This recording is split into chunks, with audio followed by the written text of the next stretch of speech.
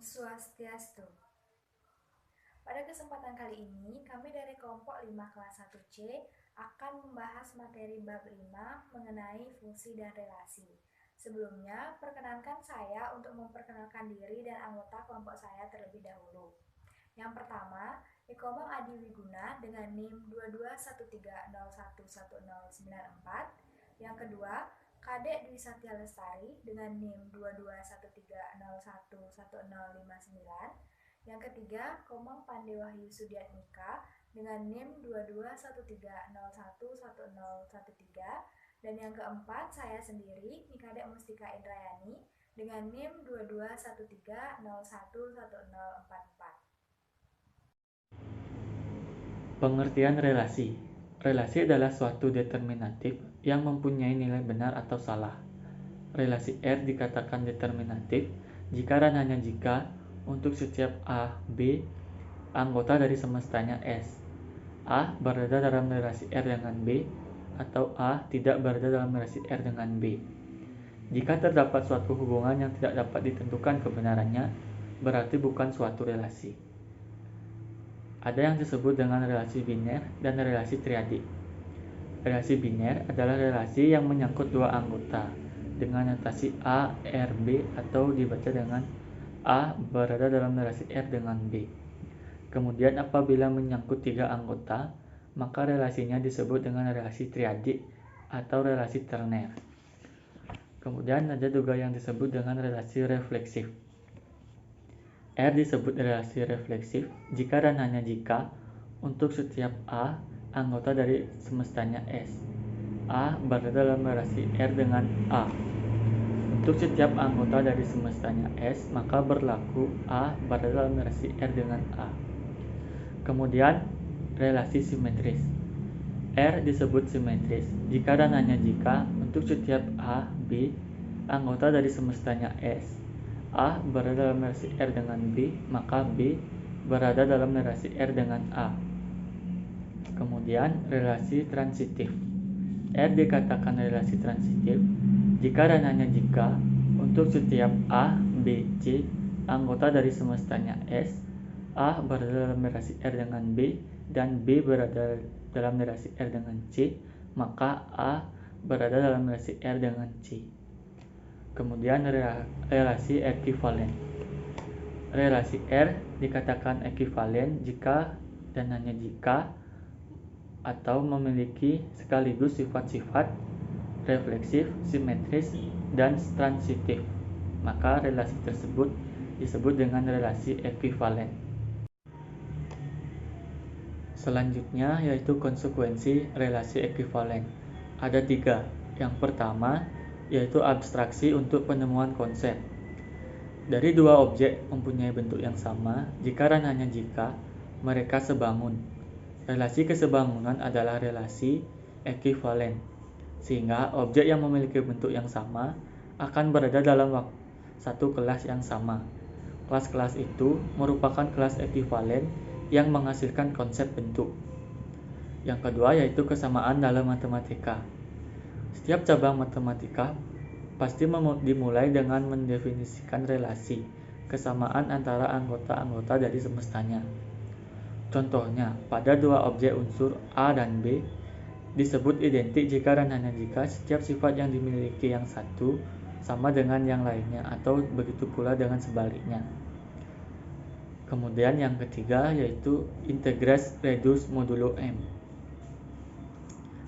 Selanjutnya, relasi antara anggota-anggota berlainan. Suatu relasi juga dapat didefinisikan antara anggota-anggota yang berlainan. Contoh, S adalah himpunan siswa-siswa di kelas 11 di suatu SMA T. T adalah himpunan siswa-siswa kelas 10 SMA. Misalkan relasi S ke T berdiam sekampung, yaitu A berdiam sekampung dengan B, dan seterusnya. Dikatakan relasi itu ada dari S ke T seperti pada gambar. Berdasarkan diagram Venn tersebut, keadaan itu kelak akan digunakan sebagai pangkal definisi matematika untuk relasi dari S ke T, yaitu R relasi dari S ke T jika dan hanya jika R bagian dari S X T. Selanjutnya, materi operasi atas relasi. Relasi sebagai himpunan. Suatu relasi biner R pada himpunan M didefinisikan sebagai himpunan bagian dari M cross M, yang artinya bila relasi pada suatu himpunan M, maka didefinisikan sebagai himpunan bagian M cross M itu sendiri. Relasi triadik pada suatu himpunan M didefinisikan sebagai himpunan bagian dari M cross M cross M. Relasi L dari himpunan M ke himpunan N atau himpunan yang berbeda, maka didefinisikan sebagai himpunan bagian dari M cross N. Yang kedua, pergandaan relasi atau perkalian relasi. Misalkan R dan S adalah relasi pada himpunan M, maka kita dapat mengalihkan relasi R dan S yang mana hasilnya merupakan relasi pada M, yaitu berupa relasi baru yang masih dalam himpunan yang sama, karena relasi R dan S termasuk relasi pada himpunan M, sehingga penggandaan R dan S juga masih suatu relasi pada himpunan M. R kali S didefinisikan sebagai AB akan menjadi elemen RS jika dan hanya jika terdapat C elemen di dalam himpunan M, dengan AC-nya elemen di R dan CD-nya elemen di S. Adapun teoremanya yaitu penggandaan dua relasi mempunyai sifat asosiatif. Jika bila kita mempunyai 3 buah relasi, lalu kita kalikan dalam kurung RS dikali T, maka hasilnya akan sama dengan R dalam kurung ST. Buktinya, ambil sembarang A, B elemen dalam kurung RST. Dikarenakan A, B RST jika dan hanya jika terdapat C, sedemikian hingga AC elemen RS dan CB elemen T, sehingga terdapat D sedemikian hingga AB elemen R dan CD elemen S dan CB elemen T. Jika dan hanya jika terdapat D sedemikian hingga AD elemen R dan DB elemen ST, maka AB elemen R dalam kurung ST. Sedikit membingungkan. Yang ketiga ada relasi inverse. Relasi inverse dinotasikan sebagai R pangkat -1 dari relasi R adalah himpunan pasangan-pasangan AB sedemikian hingga AB elemen R. Jika bila dinotasikan, maka R inverse sama dengan himpunan yang berisi pasangan BA dengan AB elemen di R. Yang keempat ada relasi identitas.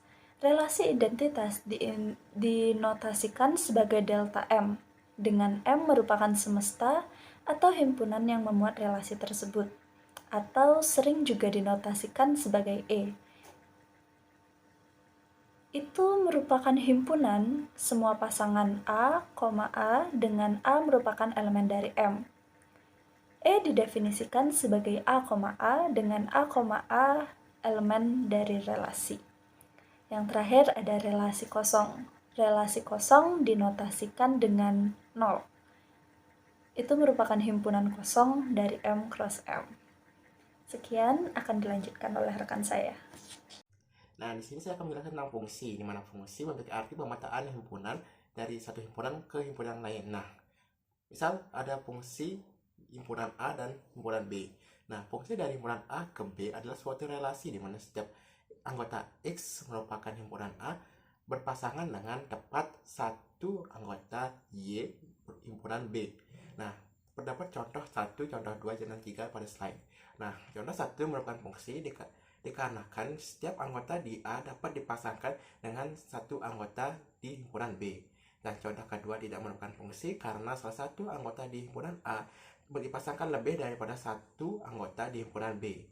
Nah, fungsi ketiga tidak dibilang fungsi karena salah satu anggota di himpunan A tidak memiliki pasangan di himpunan B. Nah, bayangan dan bayangan inverse. Nah, terlihat pada slide. Nah, misal ada F pemetaan himpunan S ke T. Apabila A lebih kecil daripada himpunan S, maka dengan FA dimaksud himpunan semua bayangan atau nilai fungsi image dari anggota himpunan A dengan bayangan inverse image dari unsur T anggota himpunan T dimaksudkan himpunan semua S anggota himpunan S yang bayangannya adalah T, yaitu himpunan semua S, sedemikian hingga Fs sama dengan T.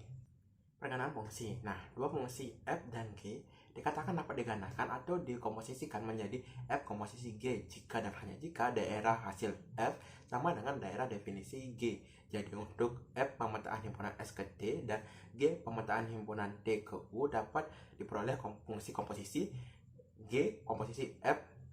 Nah, himpunan S ke T, himpunan T ke U itu sama dengan S ke Fs ke G komposisi Fs. Nah, definisi dua fungsi T dan G dengan daerah definisi bersama, misal F pemetaan S himpunan S ke himpunan T dan G pemetaan himpunan S ke himpunan U dikatakan sama jika dan hanya jika untuk setiap S anggota himpunan S maka Fs sama dengan Gs. Dengan demikian F tidak sama G jika dan hanya jika sekurang-kurangnya ada satu S dengan Fs tidak sama dengan Gs. Nah, teorema apabila perganaan masing-masing dapat dikerjakan, maka perganaan fungsi mempunyai sifat asosiatif sehingga berlaku G komposisi FH sama dengan G F komposisi H. Nah, himpunan S ke himpunan T ke himpunan U ke himpunan V. Nah, buktinya yaitu di satu pihak GOF HES itu sama dengan G komposisi H dengan HS sama dengan GFHS. Dan di lain pihak F komposisi HS sama dengan F komposisi H komposisi S sama dengan GFHS. Nah, karena berlaku untuk setiap anggota, maka G komposisi FH sama dengan G F komposisi H. Penyembelahan dua fungsi dalam cabang-cabang aljabar seperti teori grup, teori modul, dan lain-lainnya sering didefinisikan penyembelahan suku demi suku, yaitu termwise.